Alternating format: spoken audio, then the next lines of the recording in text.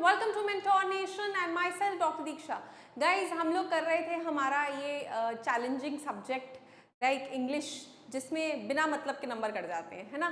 तो मैं आपको सिखा रही थी कुछ रूल्स जिनको फॉलो अगर आप करेंगे तो आप 20 के 20 क्वेश्चंस बिल्कुल करेक्ट अटेम्प्ट करके अपने IBACIO में आ सकते हैं, ठीक है ना।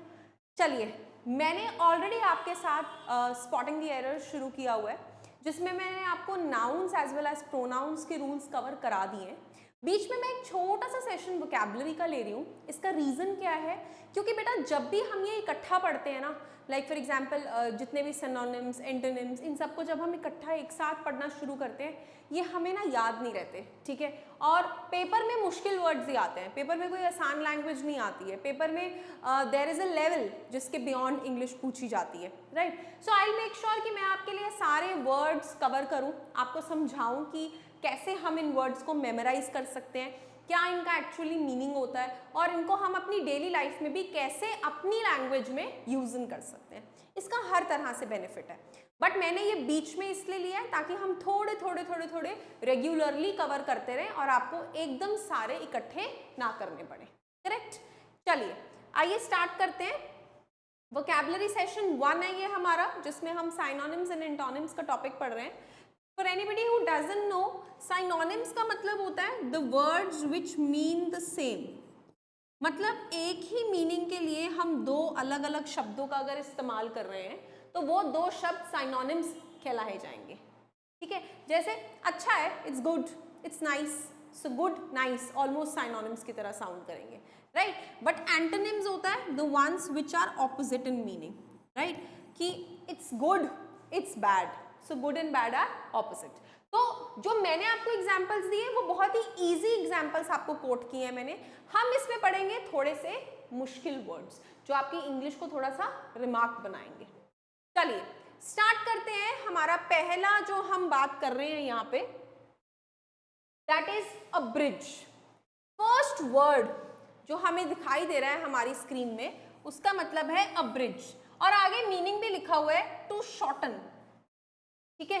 किसी चीज को कम करना, शॉर्टन करना।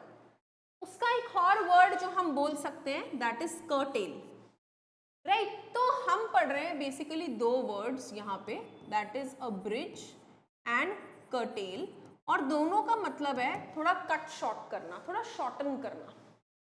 अब एग्जाम्पल देती हूँ यार, एक जगह पूरा विलेज है, दूसरी जगह पूरा विलेज है, हमारे पास दो ऑप्शंस हैं, ठीक है, और बीच में नदी है। हमारे पास दो ऑप्शंस हैं कि हम एक विलेज से पूरा राउंड नदी के भी उस पार से घूम के दूसरे उस तक आए, या फिर हम दोनों ही विलेजेस के बीच में नदी के ऊपर से एक ब्रिज बना दें, ठीक है, ताकि वो यहाँ से यहाँ शॉर्टली पास हो सके। तो समवेयर आप इस चीज से इसको रिलेट कर सकते हैं that to abridge means to shorten. जैसे सेंटेंस यहाँ पे क्या लिखा है मैंने, there civil rights are being abridged. उनकी जो समाज की राइट्स हैं, उनके जो अपना हक है वो अब्रिज किया जा रहा है, but the tensions are so high that the people aren't finding a lot of support, ठीक है। लेकिन टेंशंस या मतलब देखा जाए कि जो सिचुएशन है वो इतनी ज्यादा कॉम्प्लेक्स हो चुकी है कि उसके बावजूद भी लोगों को ज्यादा सपोर्ट नहीं मिल रहा है। तो हमने यहाँ अब्रिज वर्ड यूज किया किसके लिए, राइट्स को रिप्रेजेंट करने के लिए, ठीक है, कि उनके सिविल राइट्स काफी हद तक हम शॉर्टन कर रहे हैं, लेकिन फिर भी टेंशंस इतनी ज्यादा कॉम्प्लिकेटेड है कि वो उसमें भी ज्यादा सपोर्ट ढूंढ नहीं पा रहे हैं, right। So each one of you to please acknowledge this word a bridge, which can also be written as curtail, and इसके सेंटेंस आप खुद से ढूंढिएगा, बनाने की कोशिश करिएगा। ये दोनों जो हैं ये हमारे साइनोनिम्स में आएंगे। तो आप जो भी अपनी रूल बुक बना रहे हैं, मैंने ऑलरेडी आप लोगों को एक रूल बुक की नोटबुक बनवाई हुई है, जिसमें मैंने अभी नाउन्स एंड प्रोनाउंस के कुछ रूल्स लिखवाए हैं। उसी कॉपी को आप हाफ में बांट लीजिए और नेक्स्ट हाफ में स्टार्ट कीजिए साइनोनिम्स, पहला टॉपिक। वोकैबुलरी डालिए सेकंड हिस्से का नाम, और उसमें सबसे पहली हेडिंग डालिए साइनोनिम्स, ठीक है। साइनोनिम्स में फर्स्ट वर्ड जो मैं आपको सिखा रही हूं अ ब्रिज, जिसको आप कर्टेल भी कह सकते हैं, जिसका मीनिंग है टू शॉर्टन समथिंग। एंड यहाँ पे मैंने आपको एक सेंटेंस का एग्जाम्पल दिया। मेरा सेंटेंस कॉपी मत कीजिएगा, मेरा सेंटेंस मेरे रेफरेंस के लिए मैंने यहाँ पे डाला है, आप खुद से अपना एक नया सेंटेंस ढूंढिए जिससे आप केपेबल होंगे इस वर्ड को मेमोराइज करने में, ठीक है। सो search this word sentence on your own, right. और वो जो आप अपना बनाया हुआ सेंटेंस लिखेंगे वो आपको इन वर्ड्स को और इनके मीनिंग को याद करने में या हमेशा के लिए रिटेन रखने में बहुत मदद करेगा, ठीक है। कोशिश कीजिएगा उसी दिन में किसी के साथ ये यूज करते हुए सेंटेंस को यूज करें। तभी मैं 10-10 वर्ड्स ले रही हूं और आपको समझा रही हूं, करेक्ट। नेक्स्ट, दूसरा जो हमारा साइनोनिम जाएगा वो है ऑकवर्ड। ऑकवर्ड हम मोस्टली अपनी लैंग्वेज में यूज करते हैं, यार it's really awkward for me to go there, ठीक है ना, समझो ना कि मेरे लिए बहुत मुश्किल है, मुझे बहुत अजीब हो रहा है, इट्स बीइंग रियली ऑकवर्ड, ठीक है। तो वहीं पे मैं ये वर्ड डाल रही हूँ क्लमजी और रफ, राइट। मैं क्या बोल रही हूँ, I felt awkward standing in the front of the whole class, मैं पूरी क्लास के सामने खड़ी रही, मुझे बहुत ऑकवर्ड हो गया, right. So this is one easy word, मैंने इजी शब्द भी डाले हैं साथ साथ ताकि आपकी मेहनत कम लगे और आप अपने बाकी सारे सब्जेक्ट्स के साथ कॉन्ट्स, LRGS, करंट अफेयर्स, इन सब के साथ इंग्लिश को खींच सके बिना ज्यादा मेहनत के, ठीक है। The third word which we are discussing over here is allure. Allure का मतलब होता है to fascinate, ठीक है, and one of the synonym for this is entice. So I write the second word over here, allure, which can also be written as entice. और इनका meaning है प्रभावित होना, fascinated होना, ठीक है। They enthralled us with their accomplishments, their glamour and their allure. उन्होंने हमें बहुत चक्का छोड़ दिया, उन्होंने हमें हैरान रख दिया अपनी अकम्पलिशमेंट से, अपनी ऊंचाइयों से, अपनी अचीवमेंट से, ठीक है।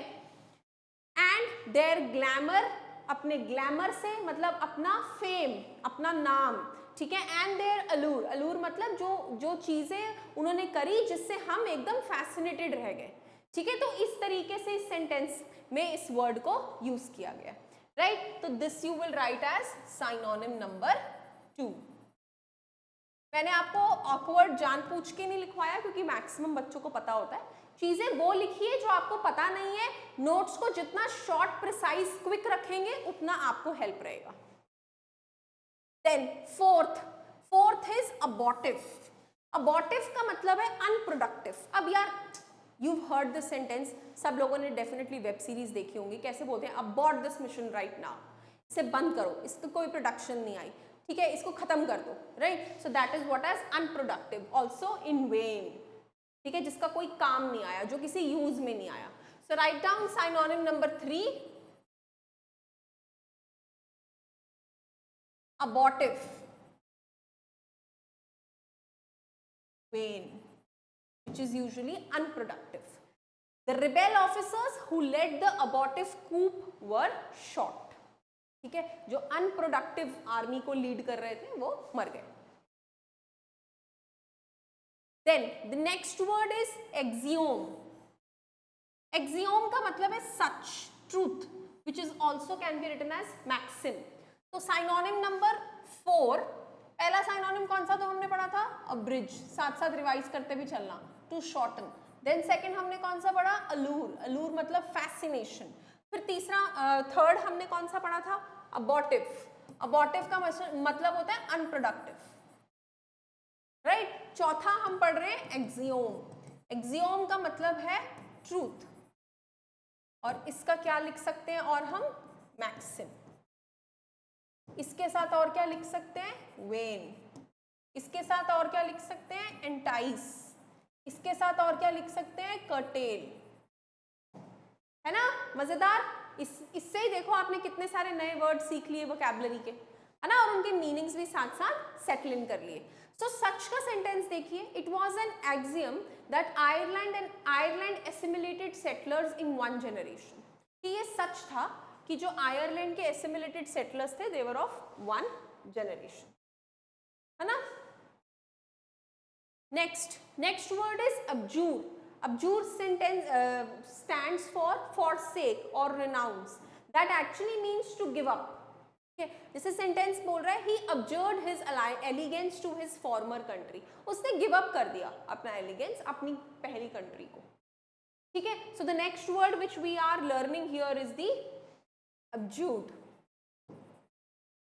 राइट, जिसमें हम और क्या वर्ड यूज कर सकते हैं, renounce, which actually means to give up.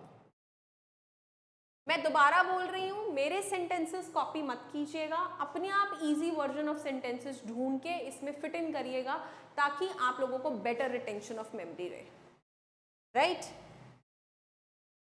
ये हम कर चुके हैं। Seventh word which we will be doing here is abject. Abject का मतलब है डिस्पाइसेबल और servile, which actually means being unpleasant और इविल। ठीक है, जैसे they live in an abject poverty, बिल्कुल भी अच्छी नहीं थी, अनप्लेजेंट, नॉट गुड। ठीक है, evil. So the next word which we are using is abject. और उसके साथ और क्या साइनोनिम्स बन सकते हैं, despicable, then next servile. These are our vocabulary words for the same meaning, which is evil. Audacity. Audacity तो सुना सुना word है, हाँ? How dare you? हाँ? How much audacity do you carry to speak this sentence? Audacity means arrogance, boldness. He was annoyed at my audacity, but at least he was honest. ठीक है? Audacity का actually meaning होता है तुम्हारी हिम्मत कैसे हुई? How मतलब डेयरिंग सेंसिंग, ठीक है, दैट इज एक्चुअली ऑडेसिटी। तो ये आप ऐसे ही याद कर सकते हैं क्योंकि काफ़ी कॉमनली यूज्ड वर्ड है। Then is abate. Abate means moderate और डिक्रीज, मतलब नीचे लेवल पे ही है, ऊपर नहीं है। व्हेन द स्टॉर्म्स अबेट, मतलब जब स्टॉर्म्स कम हुई, द अनसर्टनिटीज डू नॉट, तो तब ज़्यादा अनसर्टन सिचुएशंस नहीं होती, right? So the word here is abate. Abate का मतलब है डिक्रीज ही आप लगा लीजिए तरीके से। ये मैंने आपको कुछ वर्ड सिखाए हैं मेरे पहले वोकैबुलरी सेशन में, ये सोचते हुए कि मैं साथ साथ ही ये शॉर्ट सेशंस डालती रहूँगी ताकि आपको ये काम आए और आप साइड बाय साइड इन सब चीज़ों को कवर अप कर सकें। ठीक है, हम फुल फ्लेज टॉपिक भी करेंगे साइनोनिम्स का, लेकिन वहाँ पे मैं फिर इन सब की आपको रिविजन करा पाऊंगी। अभी आप 5-5 वर्ड्स करके इसको रिटेन करते रहेंगे अपने माइंड में, तो आपको बहुत हेल्प रहेगी। Okay guys, that's all. Thank you so much for watching my lecture.